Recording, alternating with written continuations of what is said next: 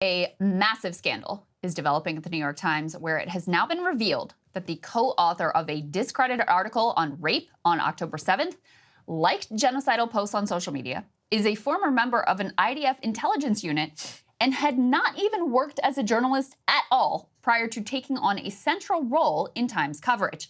The Times is now investigating the journalist, a woman by the name of Anat Schwartz, but the questions about this incident go so far beyond this one journalist and her appreciation for psychopathic social media posts.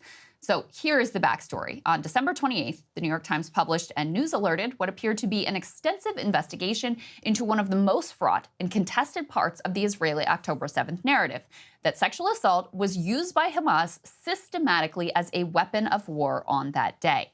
The piece was headlined, "Screams Without Words: How Hamas Weaponized Sexual Violence on October 7th, and the byline named three different authors: Jeffrey Gettleman, Anat Schwartz, and Adam Sella. Now, the fact that Hamas committed atrocities on October 7th is not in dispute. However, certain particularly horrifying anecdotes claimed by the Israeli government have fallen apart under scrutiny by Israeli outlet Haaretz. So this piece, Screams Without Words, was published by the New York Times, purporting to back up Israeli assertions about widespread rape on October 7th. It was incredibly significant. But no sooner had the piece been published that major problems emerged.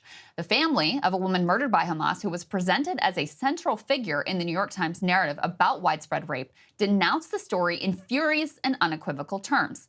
They claimed that when the Times interviewed them about their murdered loved one, Gal Abdush, under false pretenses, the family said that they had no indication Gal had been raped, no evidence to support such claims, did not believe them to be true, and that they had no idea that the Times had planned to say that Gal had been raped. And that was really just the beginning of the problems with that report.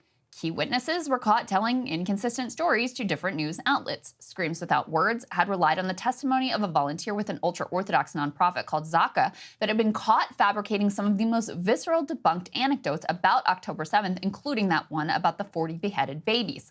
And the Times itself, well, they appeared to lose confidence in the reporting.